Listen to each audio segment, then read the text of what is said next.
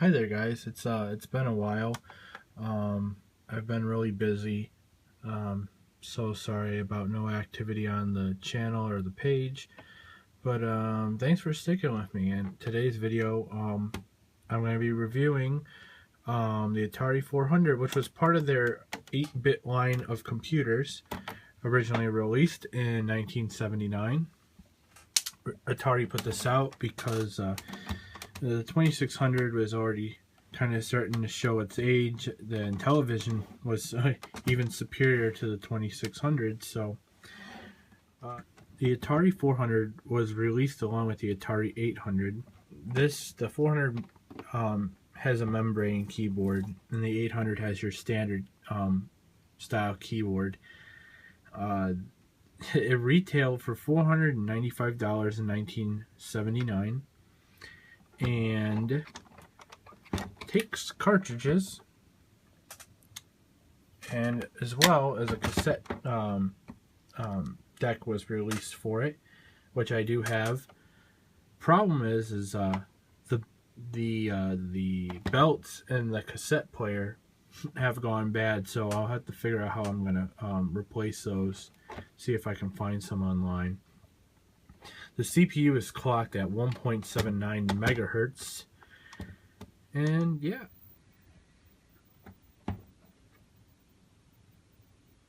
Alright, so over here we have the port for where you would hook your cassette deck into, an on-off switch, power jack. The RF is built into the system, the RF cable, so it's non-detachable. Let me see if I can get a picture of that. This one does have a little bit of tearing on the cable, so I'll probably have to replace that sometime. It also features 4 controller ports on the front. You can use your standard Atari 2600 controllers to use this, but I'm gonna go with a Sega Genesis Model 1 controller because I don't have any Atari joysticks right now. Some games will work with this, some games will not work with this, such as Breakout. I couldn't get Super Breakout to work with this, and Joust I couldn't get to work correctly with this. Let's see what else. The cartridges, they're not your standard 2600 cartridges. They are their own format, and this is what they. Sorry about that jump cut. I had gotten a call on the phone, but yeah, this the pins are covered unless inserted into the system. The problem with these is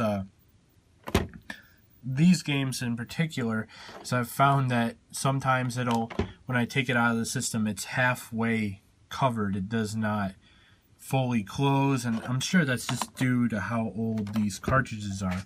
Another thing, this system is not in the best cosmetic condition, due to, I'm sure this has the ABS plastic or the bromine plastic, whatever it is, that yellows over time, and I can tell it's got some cracking here and down here, which I kind of fixed. But yeah, this one is definitely not in the best shape. I only paid $20 for this at 2nd and Charles. A great price. Came with the power adapter, which I'll give you a quick look at. Kind of looks similar, I thought, to the 5200 power supply, but it is definitely not a 5200 power supply. Output is 9 volts AC. So yeah. Let me show you the games I have real quick for it.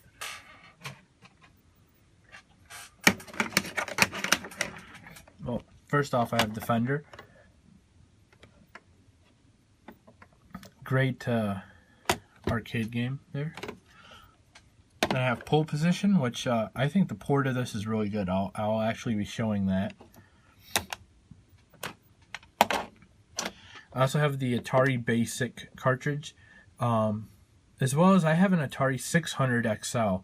A big difference in that too, not being just a newer model, that has Atari Basic built into it, as this does not. So you would have to use this cartridge for programming, and I'm going to put that off to the side for a minute because I have something else about that. Asteroids.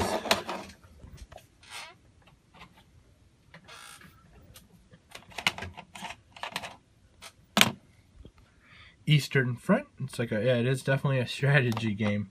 I can't figure this one out. I'm not sure if it's because the Sega Genesis controller doesn't work with it properly, but I'll have to see what that is. One of my favorites, Dig Dug. Another really good game. Definitely a good port. Miss Pac-Man.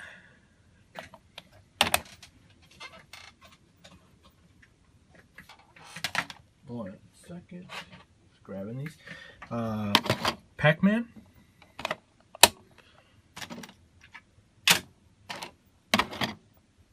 Joust, which yes, I could not get to work with the Sega Genesis controller. And Super Breakout. Just, your standard Breakout. The thing is when I got this, I also did pick up, like I said, the cassette deck with it. If you take this tape and this cartridge, it's really interesting. What it will do is take you step by step and teach you how to program with BASIC. Really interesting. You see, if you use the BASIC cartridge, this one here, it has a voice with the cassette tape that will teach you Atari Basic. So yeah, very useful, very useful. So once I get the tape deck working, I'll definitely have to put up a video of that, because that's pretty cool. Okay, so let's see. Plug in the controller and show some gameplay on this. Now, this wasn't meant just to be a game system. It is also a computer, so it does have lots of computer programs out there for it. I had ordered a music composer software, but I haven't gotten it in the mail yet. I'll see, put up a video, I'm sure, of when that gets here, because that I'm really excited. Kind of test the sound chip in here and see how that all goes. So, alright, enough blabbing. Let's try good old Pac-Man for the Atari 400.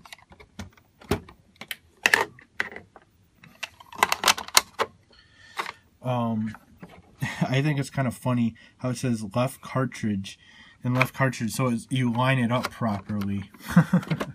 That's one thing I definitely found pretty funny about how this works. Another cool thing is when the system is on and the door is open, like I can switch it on, it doesn't turn on until you close the door.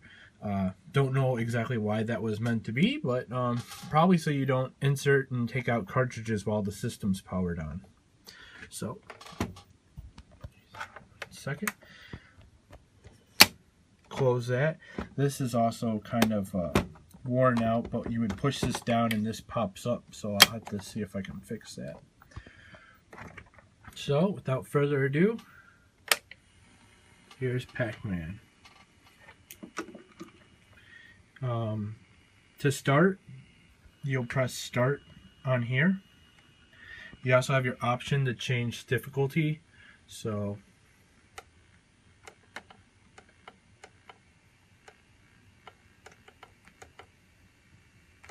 you see it changes there. I don't know what the different symbols are for difficulty, but I'm going to reset that.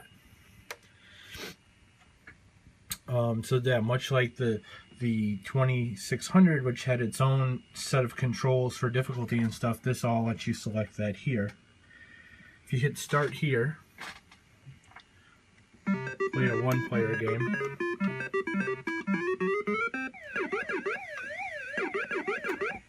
Now I'm going to pause it. You can pause it by pressing the space bar.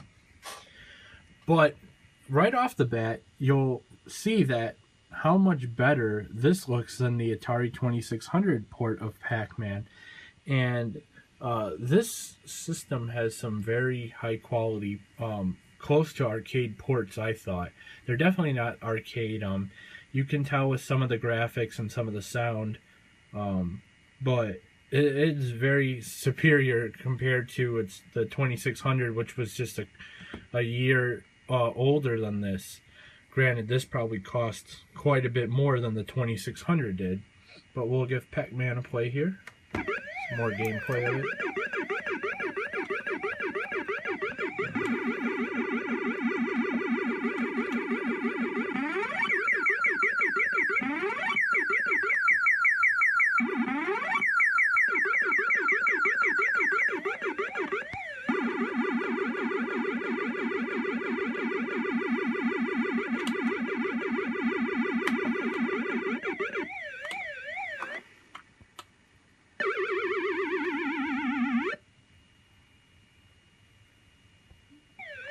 But yeah, that's Pac-Man. Not the easiest game to play holding the phone with one hand and the controller with another, but yeah, so let's pop on a different game.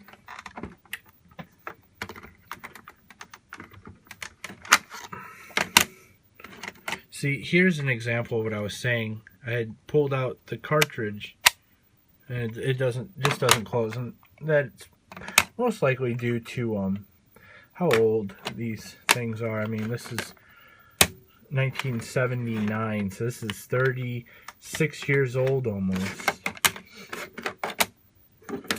Here's one I want to show is pole position. I'm pretty impressed by the graphics. It's just crazy how well this works compared to the 2600, you know. It's quite a big difference.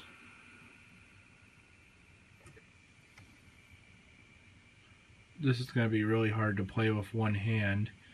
I'm just going to let it show the demo for a minute so you can get an idea before I try to even play it. Yeah, I mean, the sound definitely and some of the graphics are definitely not as good as the arcade, but it was quite good for its time. I read somewhere that this had superior graphics and sound to the Commodore Cat and the Apple II, which I've never used either one of those, but yeah, that's what I've read.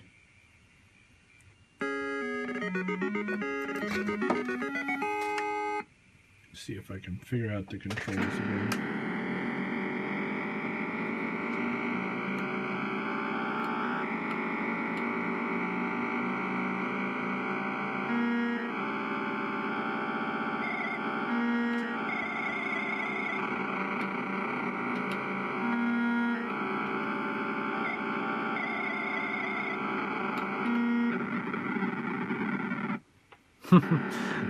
The sound effects are so cool on this. It's pretty interesting.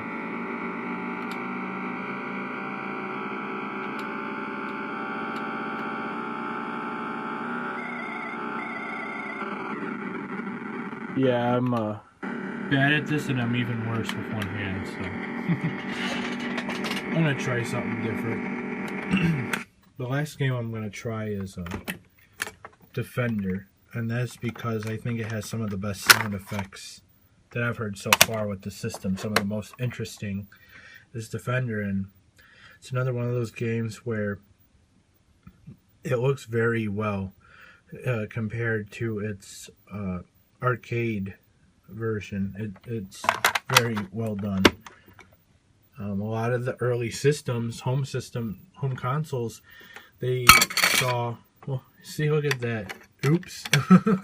That'll be something that has to be glued on and fixed. This is falling apart. But, yeah, the consoles back in the day, they just had really poor ports of anything done in the arcade. So this really surprises me, even though it probably shouldn't, how well these games end up looking. So here's Defender.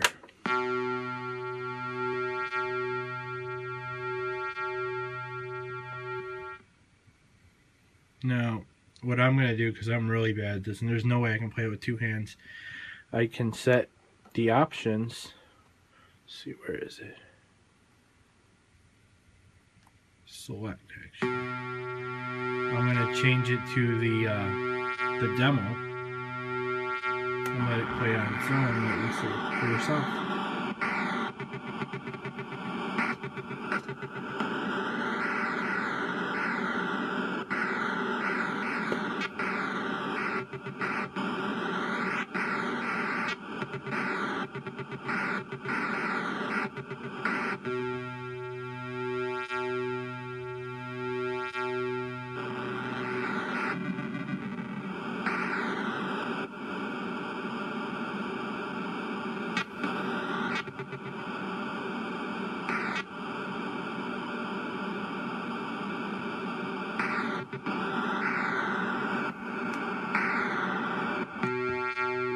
Yep, there's Defender.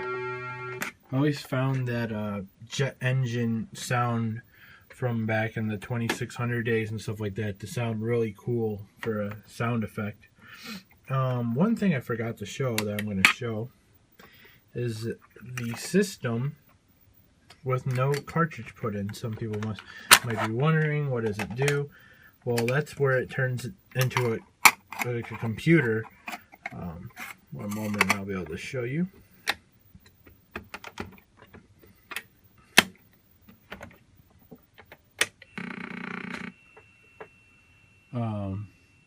Not 100% sure what the boot up sound is, but yeah, it's just a memo pad.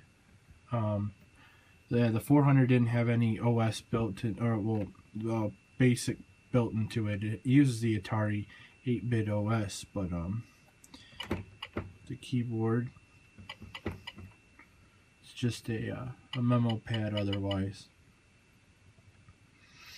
And I think I'm also going to show the basic programming as well. While I'm at it, I might as well show it.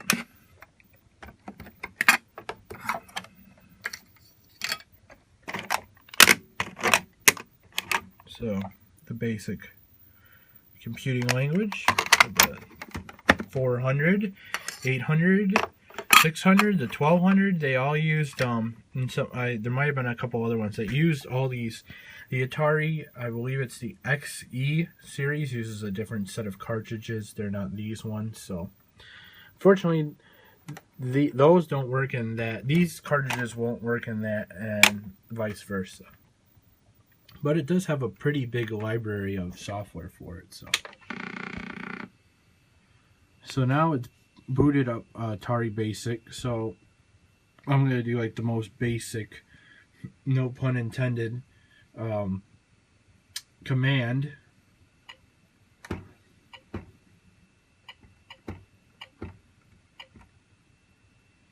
see. Oops, wrong key.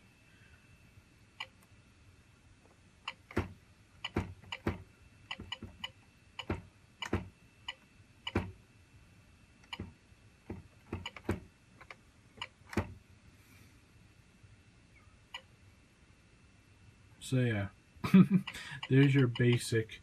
I'm not very good at programming in general, but yeah, I have a manual somewhere with a bunch of programs you can write. I just haven't got time to go and do that. Yeah, this is the Atari 400. It's a great system. This thing's really well built. You could probably throw this thing off a 12-story building and then part of it would still be all together. So yeah, I'm really impressed by how well it works. And to this day, you get things that, granted it's yellowed and whatnot, it's 36 years old and it's working like a champ. So thanks for watching, guys. I hope to have some more videos coming soon. This is one I really wanted to do, and I was thinking of doing one for the Atari 600 XL that I have, which is the upgraded model of this that came out in '82. So yeah, well, thanks for watching, and keep up with the page, and there should be more to come. Thanks.